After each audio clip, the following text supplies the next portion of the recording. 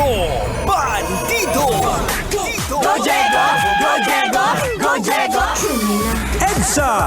Itaas ang kamot sa mga angkol. Itaas ang kamot sa mga angkol. Bunalikol, bunalikol, bunalikol, bunalikol.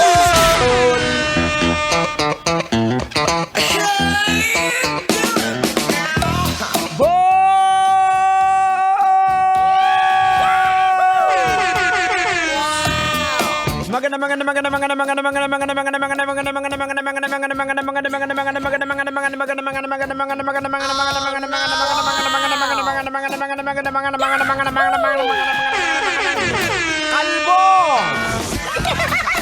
Ako sa lahat. Ay, kamusta naman ang biyahe mo, Uncle? Sana okay na okay ka. Sa pasahero mo naman na medyo mukhang pagod. Ganyan talaga yung buhay. Isipin mo na lang. Motivate yourself na what you are doing is your family for your loved ones. Wow! Shout out sa inyong lahat dyan sa mga talaga namang nagbabanat ng buto para mabuhay ang kanilang pamilya. Keep grinding lang. And darating din yung panahon na aahon ka rin sa kahirapan. Siyempre, kasama pa rin po inyo abang lingkod, Diego Bandido at Tanghenyo. Kasama pa rin ang makulit at cute na walang iba kundi si Duday. Say Duday, Duday, Duday, Duday. Huwag mong galawin yan. Say hello to everybody. Hello everybody! My name is Duday, ang batang makulit na mahilig sa donut. Uncle Diego, may babatiin lang po ako na nakikinig po sa atin ngayon dito sa Lab Radio. Lalong-lalo na po yung mga mahilig po yung pumipila po dyan sa may Paris ni Diwata. Gusto ko po sana makatikim ng Paris ni Diwata. Kaso nga lang, Kuya Diego, ang haba-haba daw ng pila. Gusto ko sana ng Paris ni Diwata. Hoy, Duday, wag kang mag-inarte dito, ha? Kami nga Tanghenyo, hindi nga nakatikim eh. Tambabi. Ito na lang mga kabisyo.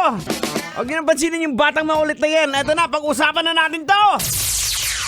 Isang babae namatay after a surgical robot sinunog, nagkaroon ng butas sa kanyang intestine.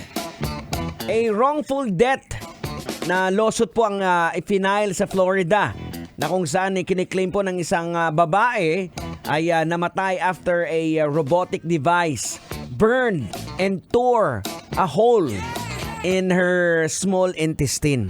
Nakakalungkot nga naman mga kabisyo. Pero hindi na po natin patatagalin to. Logican na natin to. Ay sige, logican mo na yan para maintindihan. Logican na yan! Logican na yan! Alright mga kabisyo, logican na yan! Anong leksyon ang ating mapupulot? Anong aral ang ating madudukot? Boards, kung mangyari man ito sa isang kapamilya mo, masakit ito, kaya isa sa mga reason kung bakit nagpapa-opera yung tao, gumagastos ng napakamahal, hoping that everything will turn out right after the operation para, siyempre, humaba pa yung buhay tapos ganun ang mangyayari, di ba? Ano ba yung leksyon na pwede nating mapulot at madukot na aral po dito sa usaping ito? Well, mga kabisyo, isa lang po yung nakikita natin dito eh. Wala pong katiyakan ang buhay maliban sa kamatayan. Hindi po tayo nakakatiyak sa mangyayari bukas, sa makalawa, next week, next year, next month. Nothing is certain except death. Lahat po tayo tiyak na mamamatay. Oh no! Yes, yan po ang hubad na katotohanan. 'Di ba? Ang tanong, napaghandaan mo na ba ang kamatayan mo? Or dapat mo bang paghandaan yun? Diba? Well, mga kabisyo, contemplating and preparing for one's own mortality is a personal and philosophical matter that values from person to person. So, nag-iiba-iba bawat tao. Ito po ang ilan sa mga perspective na dapat nating i-consider. First is the practical preparedness. The end of life planning, di ba? Preparing for death, death organ kagad Preparing for death mga kabisyo can involve gumawa ka ng will mo, set up ka ng advanced na healthcare directives, o gumawa ka ng desisyon about sa, pag namatay na ako, gusto kong i-donate yung itlog mo. Itlog ko. Ano ba ta? Pambihira naman.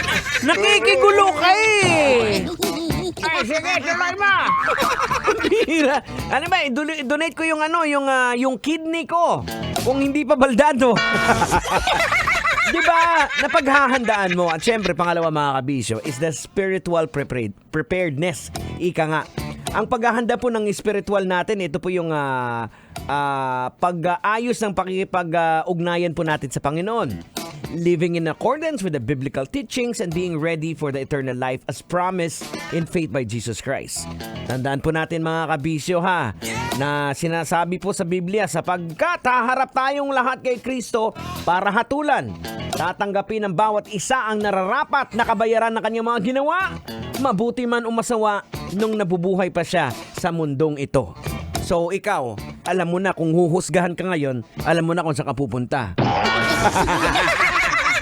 Kol, may oras ka pa, Kol! Magbago ka na! Kasi sa status mo ngayon, nakalista ka na sa Bugon! Doon ka sa Pugon!